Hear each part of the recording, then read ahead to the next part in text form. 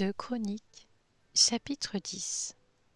Roboam se rendit à Sichem, car tout Israël y était venu pour le proclamer roi. Lorsque Jéroboam, le fils de Nébat, l'apprit, il se trouvait en Égypte, où il s'était enfui, loin du roi Salomon, et il en revint. On le fit appeler.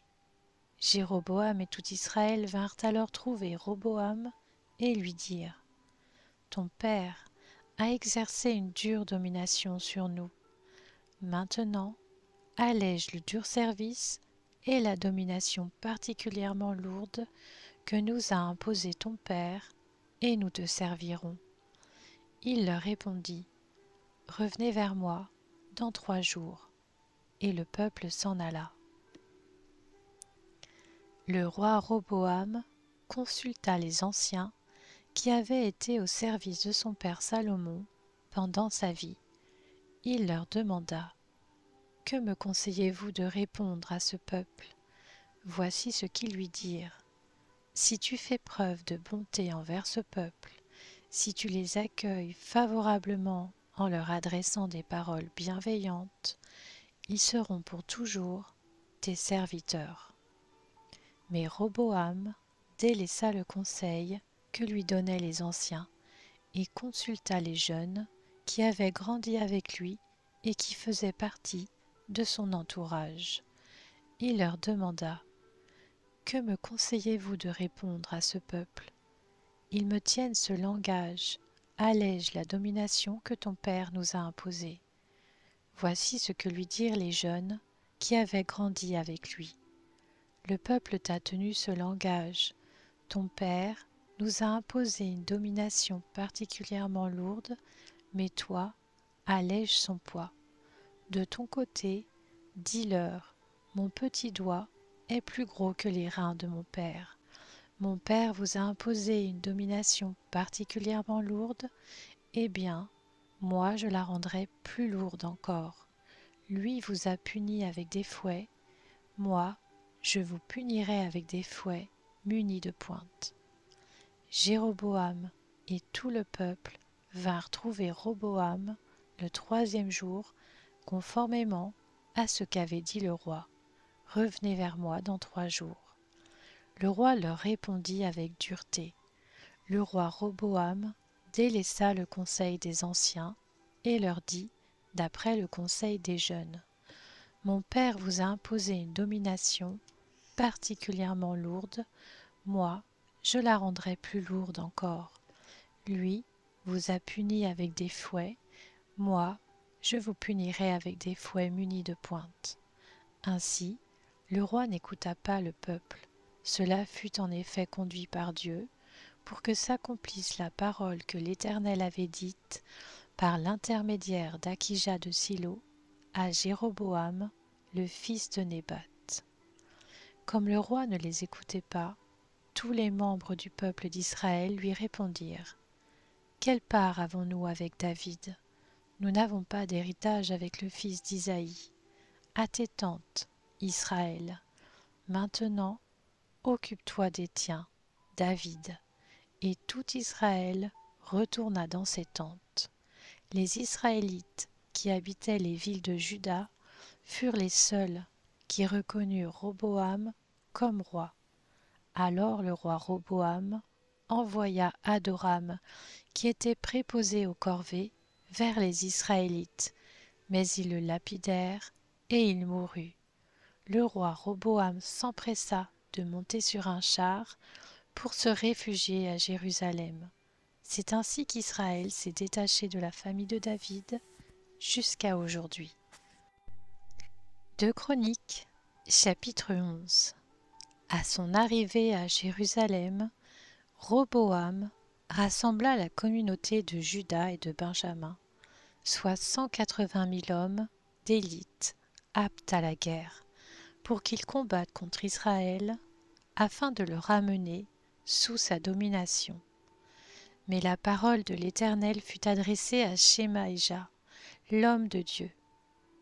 Parle à Roboam, le fils de Salomon et le roi de Juda, ainsi qu'à tout Israël en Juda et en Benjamin. Annonce-leur: Voici ce que dit l'Éternel.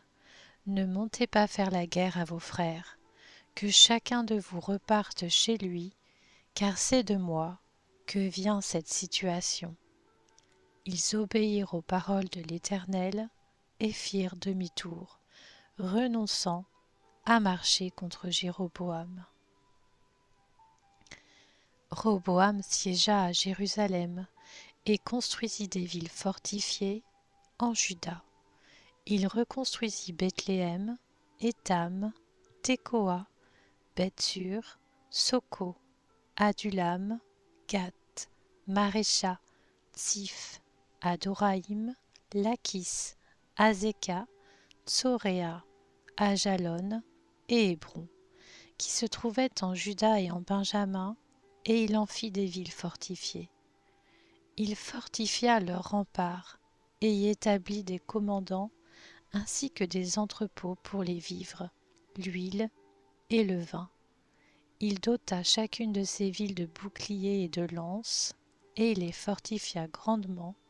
Juda et Benjamin lui appartenaient. Les prêtres et les Lévites qui habitaient tout Israël quittèrent leur domaine pour se rallier à lui. Les Lévites abandonnèrent en effet leur territoire et leurs propriétés et vinrent en Juda et à Jérusalem, parce que Jéroboam et ses fils les empêchèrent de remplir leur service comme prêtres de l'Éternel. Jéroboam établit des prêtres pour le service des hauts lieux, des boucs et des veaux qu'il avait fabriqués.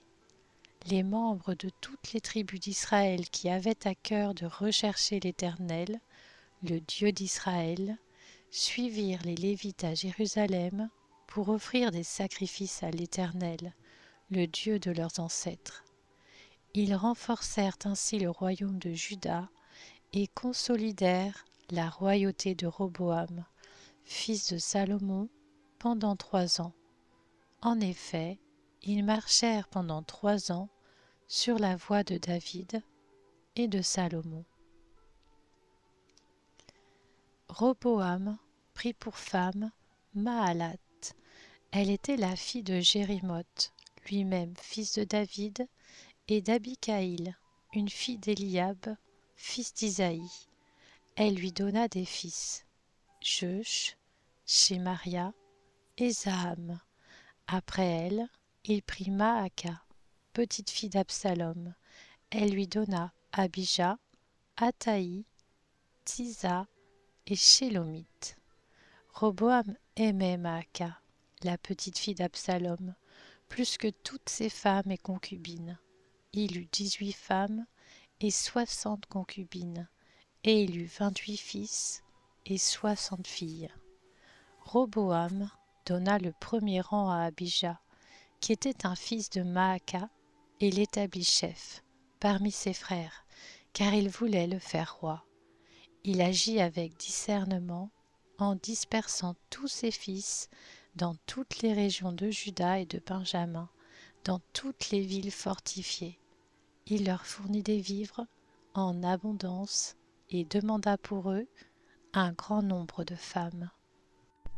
2 Chroniques, chapitre 12. Lorsque Roboam eut affermi sa royauté et qu'il fut devenu plus fort, il abandonna la loi de l'Éternel, et tout Israël l'abandonna avec lui. La 5e année du règne de Roboam, Shishak, le roi d'Égypte, monta contre Jérusalem, parce qu'ils avaient fait preuve d'infidélité envers l'Éternel. Il disposait de 1200 chars et 60 000 cavaliers, et avec lui 20 d'Égypte, une armée innombrable composée de Libyens, de Sukkiens et d'Éthiopiens. Il s'empara des villes fortifiées qui appartenaient à Juda et arriva jusqu'à Jérusalem. Alors le prophète Shemaïja alla trouver Roboam et les chefs de Juda, qui s'étaient tous retirés dans Jérusalem à l'approche de Shishak, et il leur annonça: « Voici ce que dit l'Éternel. Vous m'avez abandonné. Je vous abandonne moi aussi, et je vous livre entre les mains de Shishak. Les chefs d'Israël et le roi s'humilièrent et dirent: L'Éternel est juste. Quand l'Éternel vit qu'ils s'humiliaient, il adressa la parole à Shemaéja. Puisqu'ils se sont humiliés, je ne les détruirai pas. Je ne tarderai pas à les secourir, et ma colère ne se déversera pas contre Jérusalem par l'intermédiaire de Shishak. Cependant, ils lui seront asservis, et ils sauront quelle différence cela fait de me servir ou de servir les royaumes des autres pays. Shishak, roi d'Égypte, monta contre Jérusalem. Il prit les trésors de la maison de l'Éternel et ceux du palais royal.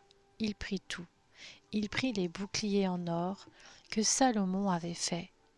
Le roi Roboam fabriqua à leur place des boucliers en bronze, et il en confia la responsabilité au chef des gardes qui surveillait l'entrée du palais. Chaque fois que le roi se rendait à la maison de l'Éternel, les gardes venaient et les portaient, puis il les rapportait dans la salle des gardes. Comme Roboam s'était humilié, l'Éternel détourna sa colère de lui et ne le détruisit pas entièrement. De plus, il y avait encore de bonnes choses en Juda. Le roi Roboam s'affermit dans Jérusalem et y régna. Il avait 41 ans lorsqu'il devint roi, et il régna 17 ans à Jérusalem, la ville que l'Éternel avait choisie parmi toutes les tribus d'Israël pour y établir son nom. Sa mère s'appelait Naama, et c'était une ammonite. Il fit le mal, parce qu'il n'appliqua pas son cœur à chercher l'Éternel. Les actes de Roboam, des premiers aux derniers, sont décrits dans les annales de Shemaéja, le prophète, et d'Iddo, le voyant. Parmi les registres généalogiques, il y eut toujours guerre entre Roboam et Jéroboam. Roboam se coucha avec ses ancêtres, et il fut enterré dans la ville de David. Son fils, Abijah, devint roi à sa place. 1 Roi, chapitre 12, versets 1 à 24. Roboam se rendit à Sichem, car tout Israël y était venu pour le proclamer roi. Lorsque Jéroboam, le fils de Nébat, l'apprit, il se trouvait encore en Égypte, où il s'était enfui, loin du roi Salomon, et c'était là qu'il était installé. On le fit appeler. Jéroboam et toute l'assemblée d'Israël vinrent alors trouver Roboam et lui dirent: Ton père a exercé une dure domination sur nous. Quant à toi maintenant, allège le dur service et la domination particulièrement lourde que nous a imposée ton père, et nous te servirons. Il leur répondit: Allez-vous-en, et revenez vers moi dans 3 jours. Et le peuple s'en alla. Le roi Roboam consulta les anciens qui avaient été au service de son père Salomon pendant sa vie. Il leur demanda: Que me conseillez-vous de répondre à ce peuple? Voici ce qu'ils lui dirent: Si aujourd'hui tu as une attitude de serviteur envers ce peuple, si tu te montres à leur service, et si tu leur réponds de façon positive en leur adressant des paroles bienveillantes, ils seront pour toujours tes serviteurs. Mais Roboam délaissa le conseil que lui donnaient les anciens et consulta les jeunes qui avaient grandi avec lui et qui faisaient partie de son entourage. Il leur demanda: Que me conseillez-vous de répondre à ce peuple?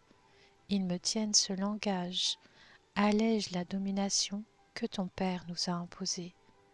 Voici ce que lui dirent les jeunes qui avaient grandi avec lui: Le peuple t'a tenu ce langage Ton père nous a imposé une domination particulièrement lourde, mais toi, allège son poids. De ton côté, dis-leur, mon petit doigt est plus gros que les reins de mon père. Mon père vous a imposé une domination particulièrement lourde, eh bien moi, je la rendrai plus lourde encore. Lui vous a puni avec des fouets, moi je vous punirai avec des fouets munis de pointes. Jéroboam et tout le peuple vinrent trouver Roboam le 3e jour, conformément à ce qu'avait dit le roi. Revenez vers moi dans 3 jours. Le roi répondit avec dureté au peuple. Il délaissa le conseil que lui avaient donné les anciens, et leur dit, d'après le conseil des jeunes, mon père vous a imposé une domination particulièrement lourde. Moi, je la rendrai plus lourde encore. Lui vous a puni avec des fouets. Moi, je vous punirai avec des fouets munis de pointes. Ainsi, le roi n'écouta pas le peuple. Cela fut en effet conduit par l'Éternel pour que s'accomplisse la parole qu'il avait dite par l'intermédiaire d'Akija de Silo à Jéroboam, le fils de Nébat. Lorsque tous les membres du peuple d'Israël virent que le roi ne les écoutait pas, ils lui répondirent : « Quelle part avons-nous avec David ? Nous n'avons pas d'héritage avec le fils d'Isaïe. À tes tentes, Israël, maintenant occupe-toi des tiens, David. » Et Israël retourna dans ses tentes. Les Israélites qui habitaient les villes de Juda furent les seuls qui reconnurent Roboam comme roi. Alors le roi Roboam envoya Adoram, qui était préposé aux corvées, vers les Israélites, mais ils le lapidèrent, et il mourut. Le roi Roboam s'empressa de monter sur un char pour se réfugier à Jérusalem. C'est ainsi qu'Israël s'est détaché de la famille de David jusqu'à aujourd'hui. Lorsqu'ils apprirent que Jéroboam était de retour, les Israélites le firent venir à leur assemblée et ils le proclamèrent roi sur tout Israël. Ils ne suivirent pas la famille de David, à la seule exception de la tribu de Juda. À son arrivée à Jérusalem, Roboam rassembla toute la communauté de Juda et la tribu de Benjamin, soit 180 000 hommes d'élite aptes à la guerre, pour qu'ils combattent contre la communauté d'Israël afin de la ramener sous sa domination, lui qui était le fils de Salomon. Mais la parole de Dieu fut adressée à Shemaéja, l'homme de Dieu. Parle à Roboam, le fils de Salomon et le roi de Juda, ainsi qu'à toute la communauté de Juda et de Benjamin et au reste du peuple. Annonce-leur : voici ce que dit l'Éternel. Ne montez pas faire la guerre à vos frères les Israélites, que chacun de vous reparte chez lui, car c'est de moi que vient cette situation. Ils obéirent à la parole de l'Éternel et firent demi-tour, se conformant à la parole de l'Éternel. 1 Roi, chapitre 14, du verset 21 au verset 31. Roboam, le fils de Salomon, régna sur Juda. Il avait 41 ans lorsqu'il devint roi, et il régna 17 ans à Jérusalem, la ville que l'Éternel avait choisie de préférence à toutes les tribus d'Israël pour y établir son nom. Sa mère s'appelait Naama, et c'était une Ammonite. Les Judéens firent ce qui est mal aux yeux de l'Éternel, et par les péchés qu'ils commirent, ils excitèrent sa jalousie plus que l'avaient fait leurs ancêtres. Ils se construisirent eux aussi des hauts lieux avec des statues et des poteaux sacrés, sur toute colline élevée et sous tout arbre vert. Il y eut même des prostituées dans le pays. Ils imitèrent toutes les pratiques abominables des nations que l'Éternel avait dépossédés devant les Israélites. La 5e année du règne de Roboam, Shishak, le roi d'Égypte, monta contre Jérusalem. Il prit les trésors de la maison de l'Éternel et ceux du palais royal. Il prit tout. Il prit tous les boucliers en or que Salomon avait faits. Le roi Roboam fabriqua à leur place des boucliers en bronze, et il en confia la responsabilité au chef des gardes qui surveillait l'entrée du palais. Chaque fois que le roi se rendait à la maison de l'Éternel, les gardes les portaient, puis il les rapportait dans la salle des gardes. Le reste des actes de Roboam, tout ce qu'il a accompli, cela est décrit dans les annales des rois de Juda. Il y eut toujours guerre entre Roboam et Jéroboam. Roboam se coucha avec ses ancêtres et il fut enterré à leur côté dans la ville de David. Sa mère s'appelait Naama et c'était une Ammonite. Son fils, Abijam, devint roi à sa place.